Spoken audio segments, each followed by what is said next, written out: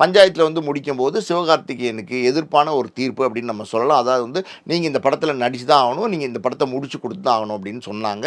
அது சரியான தீர்ப்பு. எப்படின்னு நான் சொல்கிறேன் அப்படின்னா, ஒரு நடிகன் ஒரு தயாரிப்பாளர்கிட்ட கிட்டத்தட்ட ஒரு 3 கோடி ரூபாய் ஏதோ ஒன்று அட்வான்ஸை வாங்கிக்கிட்டு அது வந்து 1 வருஷம் 2 வருஷத்துக்குள்ளே தேதி கொடுக்கணும். அப்படி தேதி கொடுக்கறதுக்கு முடியும் அப்படின்னா அந்த அட்வான்ஸை வாங்கணும். அப்படி தேதி கொடுக்க முடியாதுன்னு தெரிஞ்சால், இல்லை சார் நான் கொஞ்சம் தள்ளி வாங்கிக்கிறேன், இப்போ இந்த அட்வான்ஸ் வேணான்னு மறுத்தணும். ஆனால் அட்வான்ஸை வாங்கி வச்சுக்கிட்டு அது வந்து 4-5 வருஷம் ஆக்கிறதோ, இல்லை தனுஷ் செஞ்சார்ல கதிரேசனுக்கு ஒரு 7 வருஷம் ஆக்கிறதோ, இதெல்லாம் வந்து தவறான பார்வை அது செய்யக்கூடாது. இந்த 7 வருஷத்துக்குள்ளே இவங்க வேற புது புது தயாரிப்பாளர்கள் வந்துக்கிட்டே இருக்காங்கல்ல, அவங்ககிட்ட எல்லாம் அட்வான்ஸ் வாங்கிட்டு அந்தந்த படங்களை ஸ்டார்ட் பண்ணி போகிறாங்க. அப்போ 7 வருஷத்துக்கு முன்னாடி கொடுத்த தயாரிப்பாளரோட நிலைமை என்ன, அதுக்கான வட்டி என்ன, இதெல்லாம் நம்ம பார்க்கணும்ல.